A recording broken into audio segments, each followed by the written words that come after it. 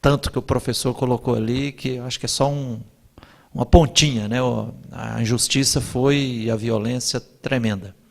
Mas me lembrava o seguinte, pelo que eu entendi, professor, parece que lá em Angola, pelo menos vocês, o povo, conseguiu resistir e muitas línguas perseveraram, resistiram, estão de pé. Tanto é nesse ponto agora, que a Helena mostrou aí, das crianças rechaçarem lá na escola a língua do império, a língua portuguesa. Aqui no Brasil, estima-se que há 514 anos atrás, quando os portugueses aqui invadiram, que tinha quase cerca de 1.500 línguas. E a opressão foi tão grande que mais de 1.200 línguas foram sistematicamente exterminadas, varridas do mapa completamente, né? Hoje ainda insistem oásis assim de 180 ou 200 línguas indígenas, falada por aldeias, comunidades indígenas, e o português, assim, imposto e se tornou hoje a língua quase que assim naturalizada, como se o povo brasileiro tivesse, desde os ancestrais, falando português, português, português, né? E no Brasil não se considera português como uma língua estrangeira, como em Angola. Aqui estrangeiro é inglês, né? Tanto o Frei Beto, um dos teólogos da libertação aí, falou, eu não falo inglês porque é a língua do imperialista. Eu falo, você fala português, português é a língua do imperialista também, né? Mas, sem mais, eu queria fazer duas perguntinhas, com esse pano de fundo da história comum de opressão e de violência que nós, brasileiros, e vocês angolanos, tivemos. Primeiro, professor, eu achei muito eloquente, não entendi bem, mas queria que você trabalhasse um pouco melhor. Você diz até com uma pitada de ironia, assim, que os portugueses foram estúpidos ao ensinar a língua portuguesa para os angolanos. E que aí próprios angolanos pretos, negros, foram para lá e assimilaram o poder da língua, e pela língua que acolheu, e fizeram o processo de emancipação. Queria que você trabalhasse um pouco mais isso, a importância, porque isso tem incidência também com essa questão que o Cooper levantou ali. Se lá para resolver o problema da deficiência, se é insistir com o português, ou se é largar esse português para lá e fortalecer as línguas nativas indígenas, né? Essa é uma questão. Trabalhar essa questão até que ponto é importante a gente assimilar e ter como instrumento a língua do império, da metrópole, do opressor. A segunda questão que eu senti na fala de vocês dois, e já senti na fala de vários colegas aqui de Angola, se de um lado eu vejo vocês fazem uma crítica contumaz, federal, à metrópole portuguesa, não vi, e em algumas falas aí nos corredores também, nenhuma crítica de vocês ao atual governo de Angola. A Helena chegou a dizer assim, o governo deve fazer assim, já temos inclusive o Ministério do Ensino Superior, que é algo mais avançado que no Brasil, porque no Brasil nós não temos. Temos o Ministério da Educação que engloba tudo, né? De criança até o doutorado e pós-doutorado e tal. Então, assim, eu não estou curioso para saber qual que é a relação de vocês e dos docentes com essa postura crítica, mas não entendi, não vi, se eu entendi mal, não vi nenhuma postura crítica com relação ao atual governo angolano. É tão bom assim que não merece nenhuma crítica, ou entendi mal, como é que é? Eu sou Gilvander Luiz Moreira, sou doutorando aqui na FAI. Obrigado.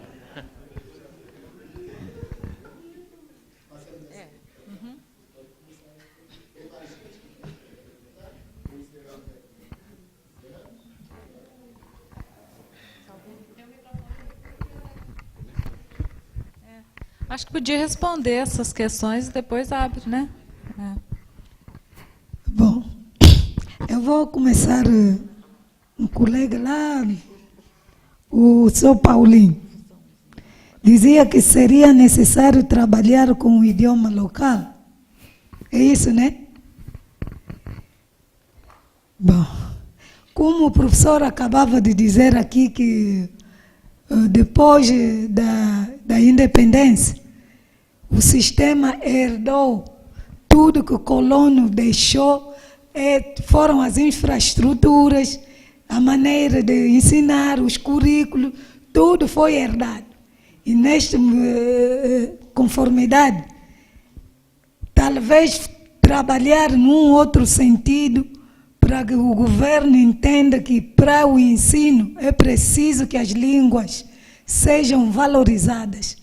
Porque enquanto não houver valorização das línguas nativas, vai ser sempre dificuldades de aprendizagem, não vão faltar neste contexto. Mas não somos nós a dizermos aqui que tem que se trabalhar. Este é o problema do governo. E o governo faz quando ele quer. Nós podemos levar essa proposta e esperar até quando, um dia, que ele pode pensar em implementar isso. A questão também está não só no governo, quem deve ensinar essas línguas. Que língua ensinar? Se existe também um outro problema acerca disso, que eu, com a minha língua, não quero que a língua do professor Alberto seja a língua oficial. Não quero que a língua do professor Balenda aqui seja a língua oficial. Que língua ensinar agora? Este também é um dos fatores com que o governo anda suspenso e não saber que língua nativa ensinar. Não sei se faço entender. Então, todas essas questões, o governo pensa fazê-lo, mas quem vai ensinar, que língua ensinar, como ensinar, que manuais temos para ensinar essa língua, são todos esses fatores que ainda turbulham por aí para encontrar a solução. Quantas línguas? Posso comentar uma coisa? Não, é porque essa questão realmente nos é muito cara. Eu sou do setor de linguagem aqui da Faculdade de Educação, meu nome é Miriam, e essa é uma questão que nós temos discutido muito, né?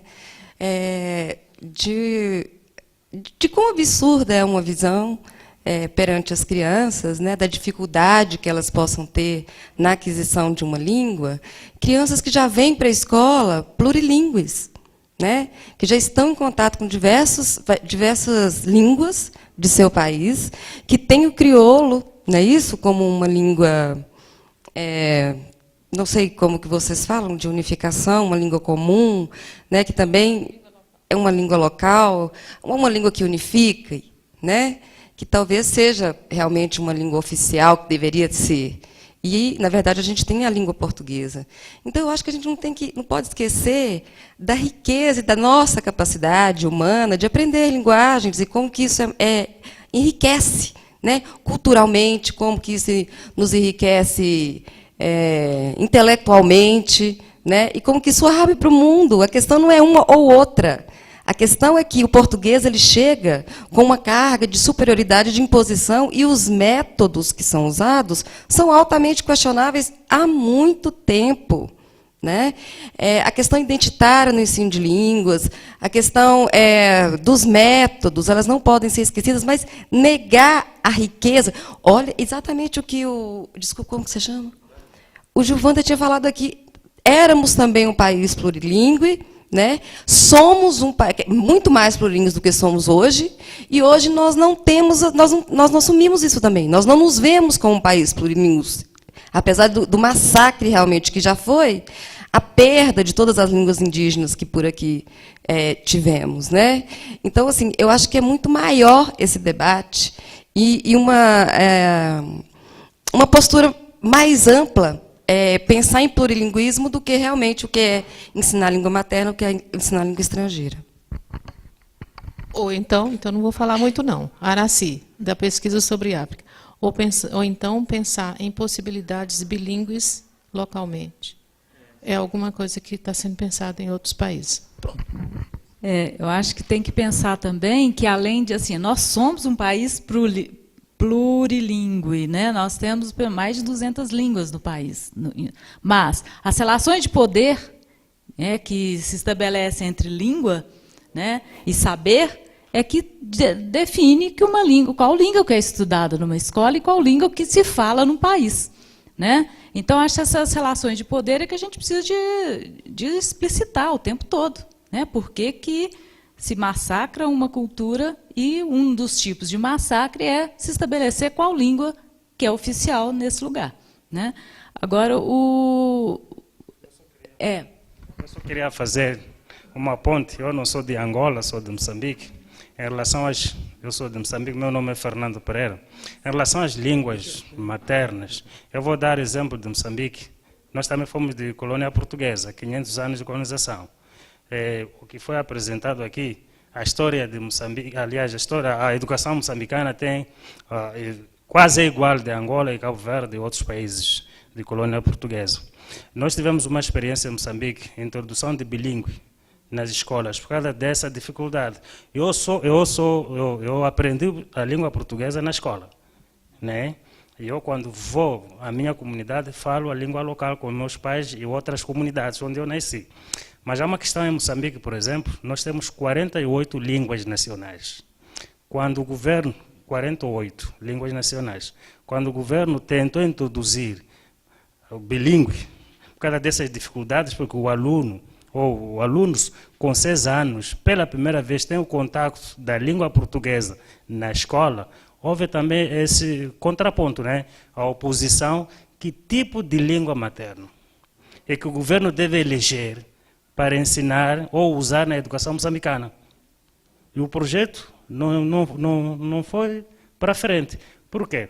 Porque em cada região, em cada província, nós chamamos província, né? Existem várias línguas maternas e as comunidades não querem perder também, querem essas línguas na escola.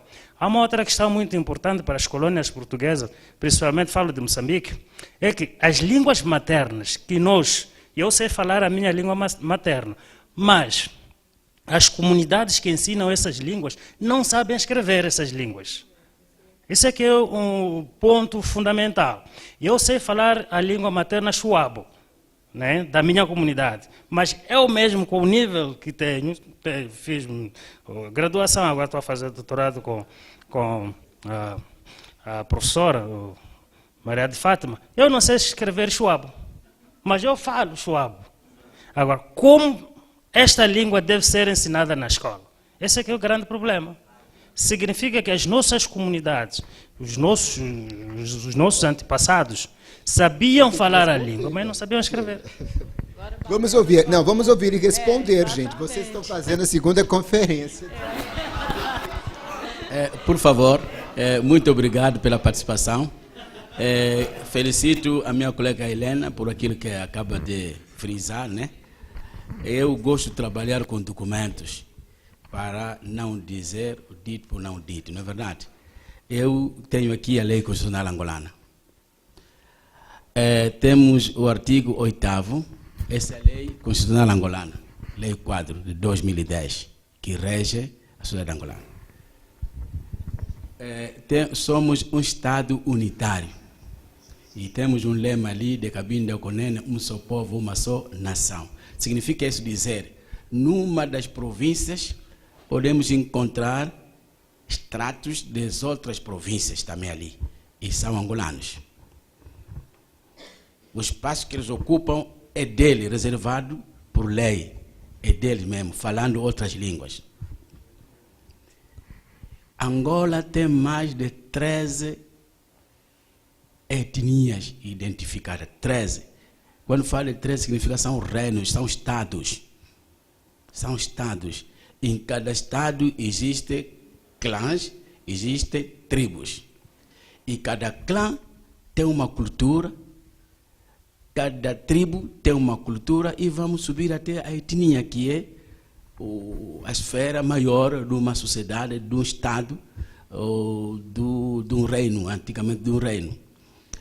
Isso significa o que é? Se nós introduzíssemos logo de partida, logo da nossa independência, pelo respeito às nossas línguas que temos até agora, porque a nossa música, que é um instrumento muito forte para manter as nossas línguas, muitas vezes é cantada em língua de Angola. Língua de Angola, de Angola. Por essa questão de unidade nacional, se nós introduzíssemos línguas, poderíamos construir aquilo que se chamaria a Torre de Babel. Isso cria mais grandes confusões, convulsões no país. Então, são processos. Nós estamos num processo de crescimento e desenvolvimento. Eu vou ler aqui. Esse documento que eu tenho aqui é recente mesmo. Eu sou membro da Comissão Nacional de Acompanhamento da Reforma Educativa de 1978 a de 2001 a 2015. E fui convidado para participar desse encontro nacional, onde divulgamos os resultados da avaliação feita sobre a reforma educativa, que nós acabamos de explicar de uma forma muito rápida aqui. Uma passagem que diz o seguinte: como desafios, não é? Como desafios. Eu até sublinhei isso. As questões levantadas aqui são, nesse sentido, o conteúdo do presente relatório deverá ser complementado com outros trabalhos de avaliação a ser realizados, para responder a alguns questionamentos surgidos durante a implementação da reforma educativa, concretamente a adequação e contextualização dos manuais elaborados em 2001, a monodocência, que a Helena faz referência, a transição automática no ensino primário e a introdução de novas disciplinas, entre elas línguas nacionais, empreendedorismo. Bom, vamos, línguas nacionais. Na maioria dos casos, aquilo que o meu colega acaba de dizer aqui, as línguas nacionais não têm alfabeto. Não tem alfabeto. Falamos isso corretamente como ele, mas não tem como escrever isso. Esse é o problema de Angola, tendo em conta o sistema implantado durante 500 anos. Isso é uma grande dificuldade que temos. Mas temos linguistas que estão a fazer estudo. E o Kimbundo e o Umbundo, penso que o Kikongo já deram passo quanto o alfabeto. E são essas línguas muito mais apontadas para ser ensinadas na nossa escola, a partir do ensino primário e para frente. E a grande preocupação de quem vai ensinar. A Helena, penso que na parte final da sua pesquisa, pergunta quem deve ensinar? Ensinar quem? Eu tenho uma experiência do Congo Democrático. Eu estive lá como refugiado durante quase 16 anos. E onde fiz o meu ensino médio, uma parte do ensino superior. Quando nós vamos pela primeira vez na escola, o governo estabeleceu percentagens das línguas nacionais. Na primeira classe, o aluno podia receber aulas a 80% em língua nacional falada naquela região. À medida que foi subindo até sexta classe, primeiro ano do primeiro ciclo de ensino secundário, segundo ano, as percentagens vão baixando até chegar. O que aconteceu? Hoje, o Lingala tomou conta de nós todos, mesmo não sendo congolês democrático. Todo mundo lá fala Lingala. Por quê? O Lingala transformou-se numa língua de comunicação mais importante por causa da música e por causa do comércio, negócio. Língua de negócio.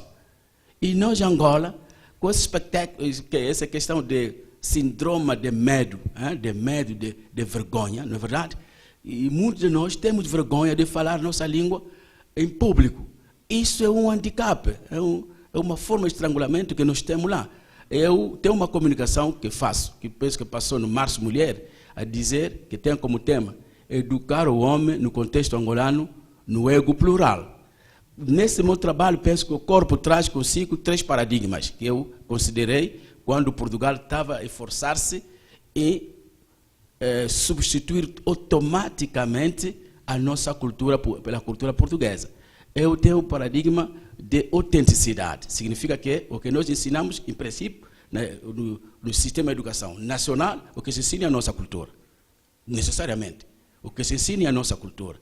Mas nós, angolanos, ainda não temos condições para ensinar a nossa cultura.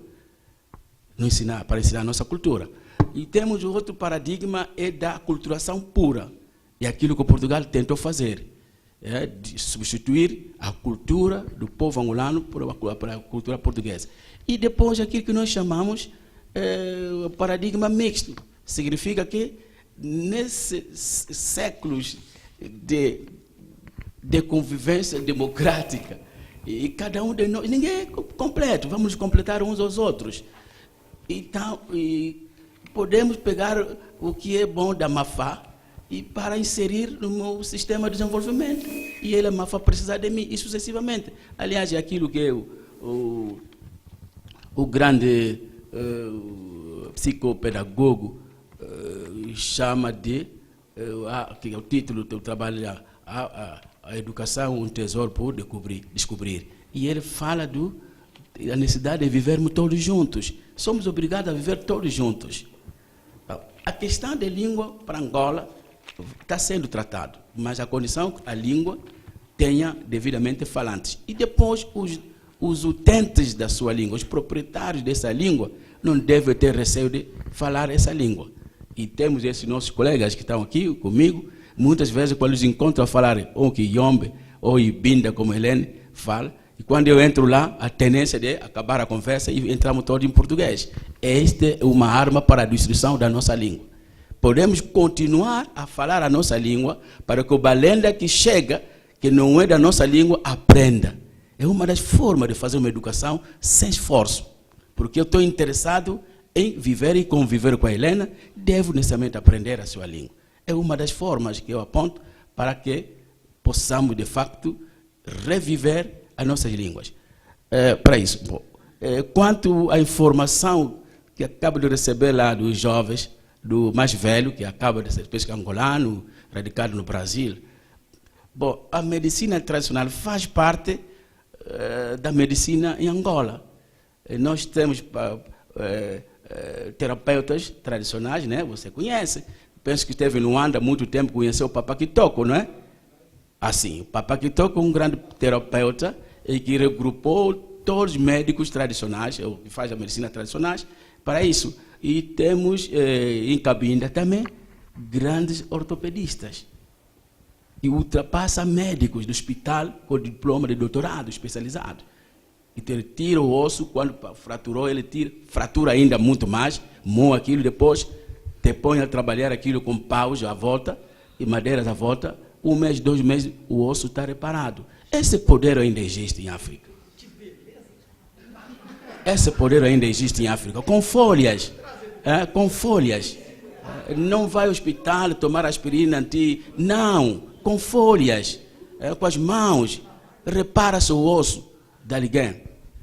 E em muitos casos já tem indivíduo com nível avançado de formação, recorre ao Xinga para fazer tratamento. Um pouco mais, onde tem esse mais velho. E assim, para as parteiras, aquilo que os médicos chamam lá cesarianas, para elas isso não é nada. Isso é nada. Uma senhora que tem dificuldade de ter o filho por via baixa, faz um tratamento de 1, 2 minutos, 3 minutos. A criança está fora. E nós respeitamos isso. Respeitamos isso. O senhor esteve lá, tem experiência no que estou a dizer. Então, é isso, mas são processos. Estão a compreender, né? É um processo. Vamos avançando paulatinamente. Aliás, nós temos que ter consciência disso. De que não podemos desaparecer. A nossa cultura não pode ser diluída pela força da cultura portuguesa. Não vai acontecer. E não pode haver um povo que se acha potente para destruir a cultura, a história de um povo que acha que é inferior. Não é verdade isso. A experiência angolana é muito patente. Os macacos hoje são doutorados, estão aqui. Um deles é sueco. É verdade. É doutorado em escola de referência como essa de Minas Gerais, não é verdade? Minas Gerais. Uma escola como uma cátedra da Unesco que revela sobre a situação da educação no mundo. Formar um quadro não é coisa fácil, mas um macaco de ontem. Estão compreendendo, né? Eu sou filho de pais analfabetos, sem história. Bom, e eu estou fazendo história com o governo angolano e com a ajuda de vocês todos. Isso é muito bonito. Não há nada a perder. A nossa língua, a nossa cultura mantém-se vivos. Ok? Obrigado.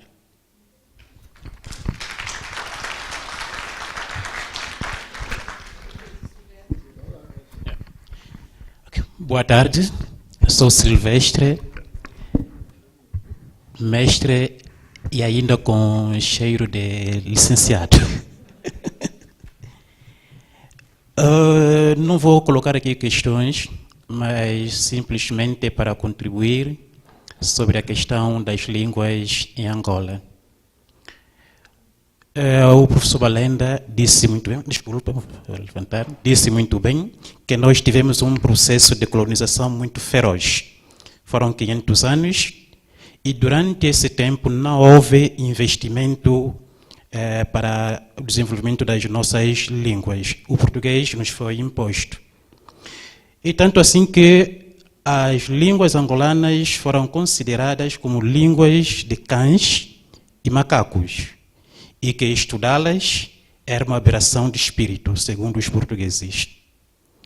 Infelizmente, este conceito de macaco até hoje continua. Quando lançamos banana a um negro, estamos a considerá-lo de macaco. Aconteceu na Itália com a ministra da Integração Racial, aconteceu com os jogadores, ainda no século XXI. E, infelizmente, a banana está na mesa de todos, pretos e brancos.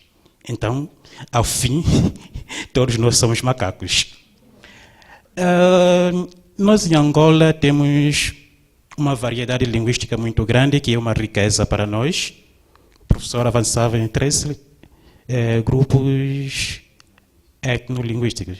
Os mapeados que temos por enquanto, de 78, temos aí 8, e que o os Cabinda também já se desintegraram do grupo Bakongo, e formando hoje um outro grupo etnolinguístico. E com mais de 90 variantes linguísticas. É uma riqueza nossa. E em 1987, com a Resolução 33, lá do Conselho de Ministros, foram aprovados 6 alfabetos de 6 línguas locais. Então, essas línguas, a partir daquele momento, já tinham os seus alfabetos oficialmente aprovados.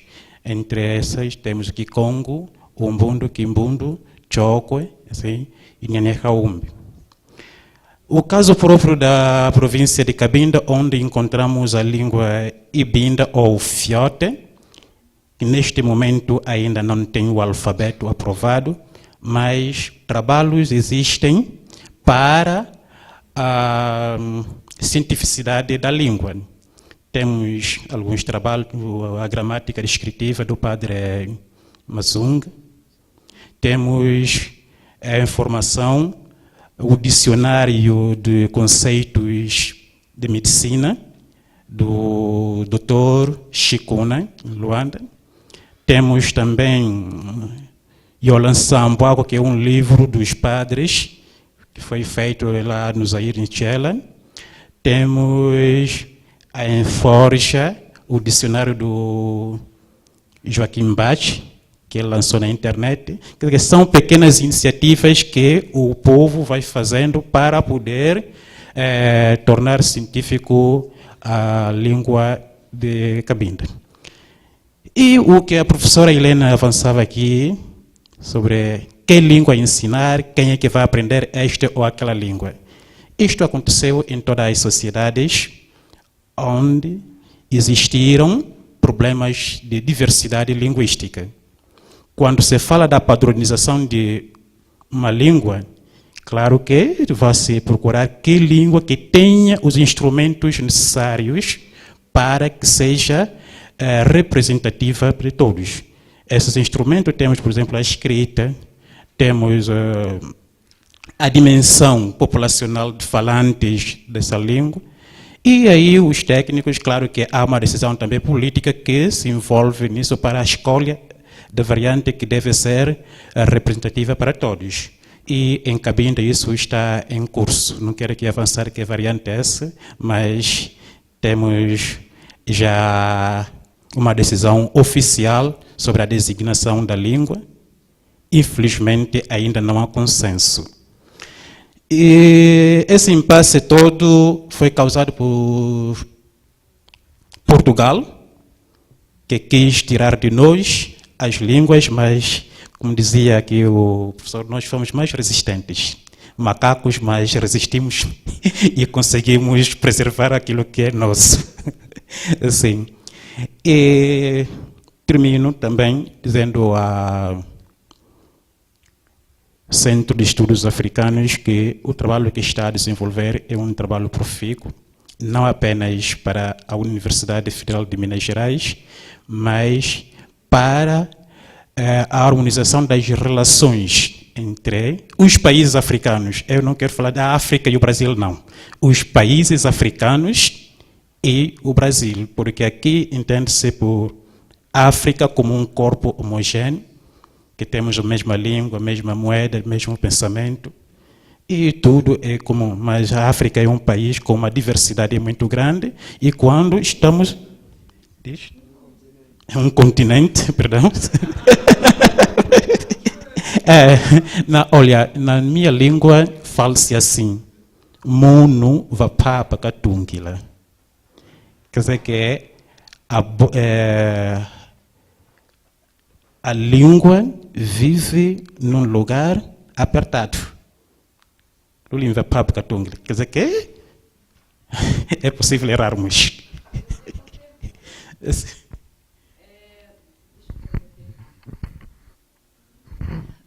Diante de tudo que vocês estão falando aí sobre língua, língua que é escrita, que não é escrita, como é que vocês pensam quando a grande maioria da população cabindense, vamos dizer assim, a cabindense, for à escola, estiver indo à escola, estiver, né, dentro da escola, aprendendo, né, não só dentro, mas aprendendo a língua que a escola veicula e valoriza, como é que vocês pensam que vão qual que é o destino das outras línguas africanas? Entenderam a pergunta? Angolana, cabindense, estou falando em Cabinda, ou seja, eu penso, a minha hipótese é que um dos motivos da resistência é porque ainda nem todo mundo está na escola. Uma grande parte não está na escola. Então, eles permanecem com a língua local. E se essa população aumentar e for à escola, como que fica o destino das línguas nativas? Olha, felizmente todos nós angolanos que estamos aqui, cada qual é um falante fluente da sua língua. E estamos aqui, mas da província de Cabinda, todos nos entendemos. O que quer dizer que o aprender a língua portuguesa ou outras línguas não vai nos retirar as nossas línguas. A formação, o que nós queremos é a formação de um país multilingüe, que as nossas línguas também sejam oficiais, que caminhem em conjunto com a língua portuguesa. A luta é essa. E neste momento há também, por parte da sociedade civil, uma cobrança ao Estado da aprovação do Estatuto das Línguas Angolanas. O que se quer é que sejam línguas oficiais e que nas administrações públicas sejam faladas. A pessoa vai ao hospital, vai à administração, ao Estado, ou em qualquer sítio, que seja atendido na sua língua. Isso é que nós queremos. Não quer dizer que vamos pegar o português e arquivar, não. Obrigado.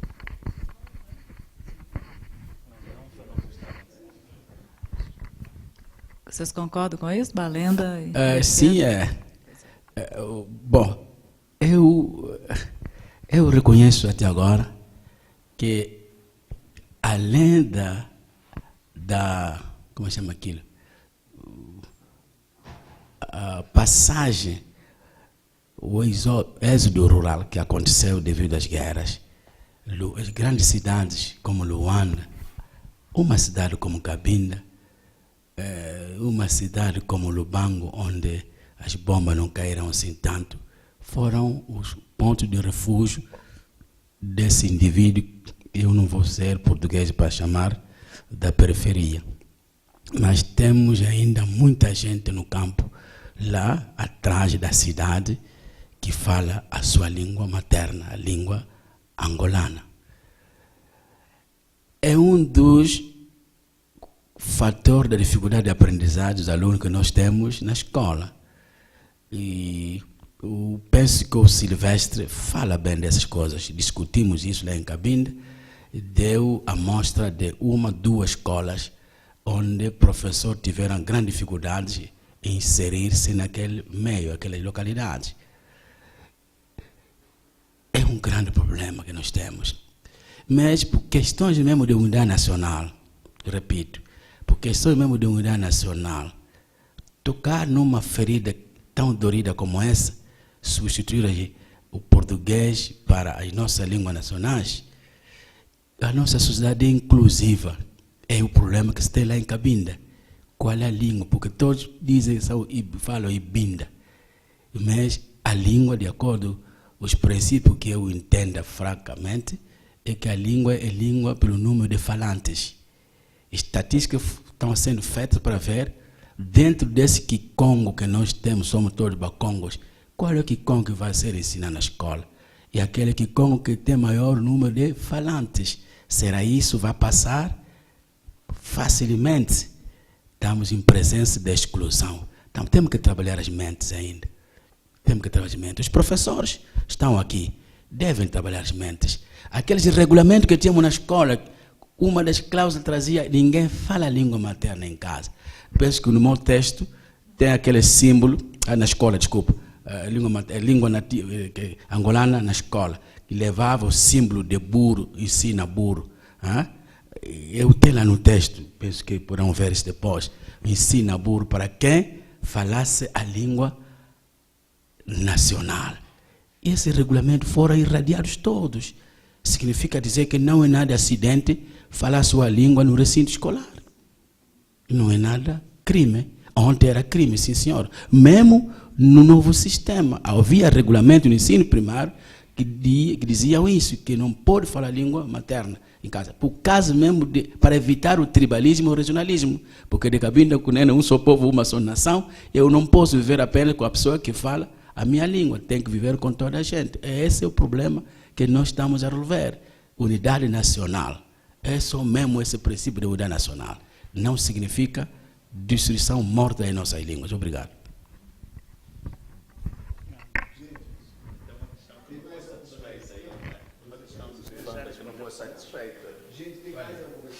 Quer falar do governo angolano, se está tudo tranquilo, como é que é?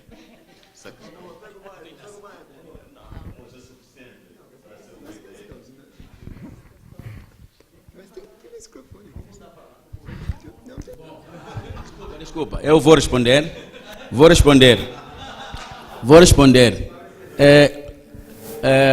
Eu vou responder mediante o relatório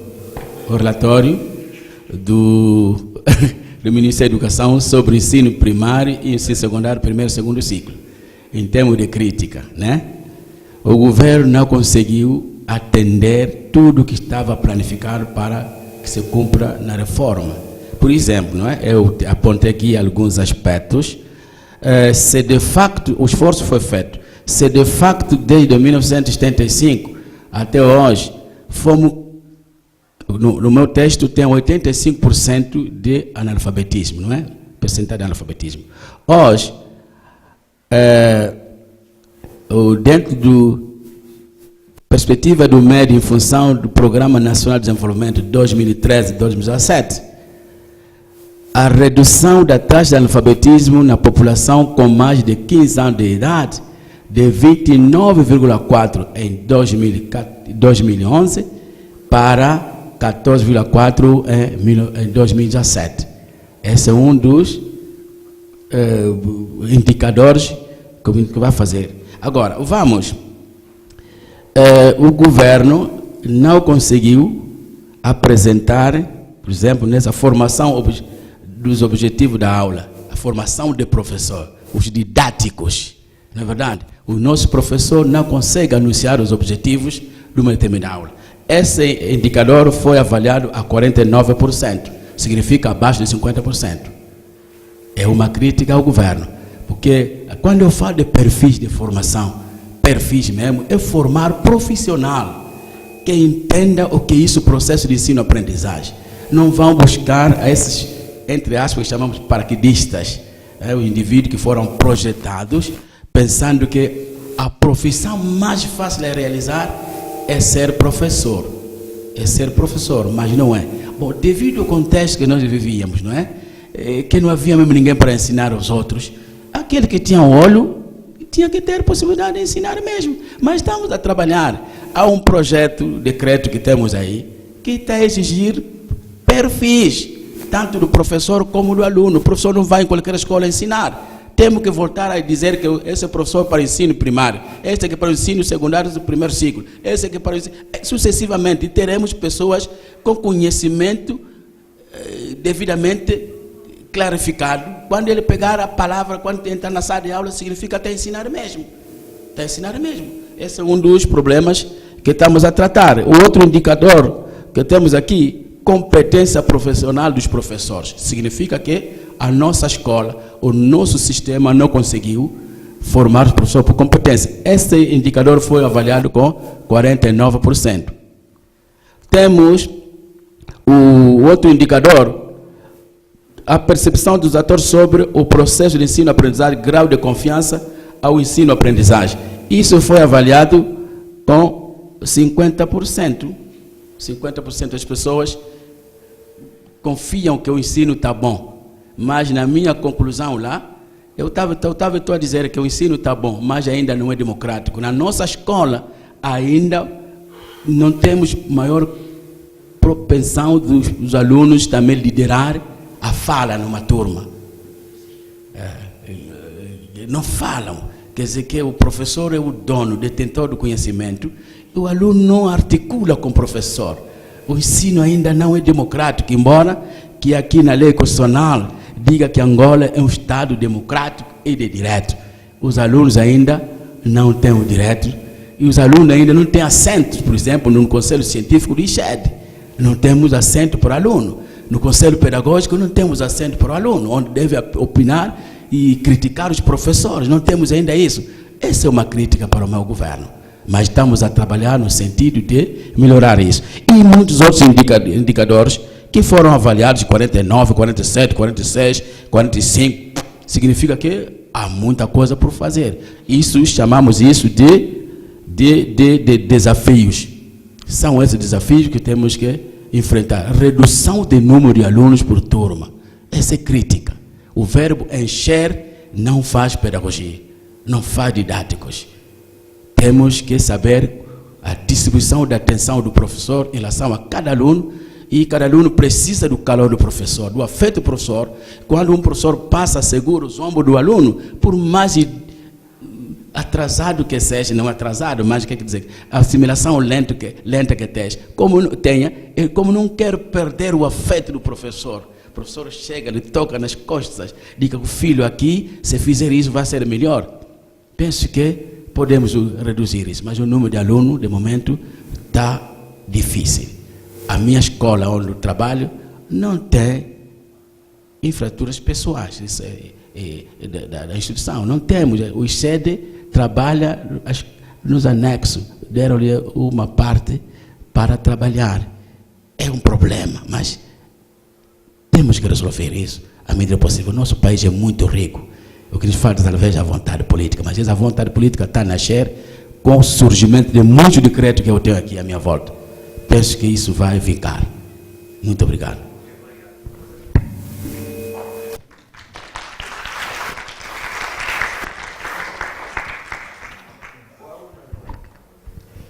Bom, gente, mais alguma questão? Não? Muito obrigado pela participação sua, foi muito interessante. Muito obrigado pela participação dos dois. E o debate que a gente teve aqui realmente me surpreendeu e foi muito bom mesmo. Parabéns para todo mundo, para todos nós.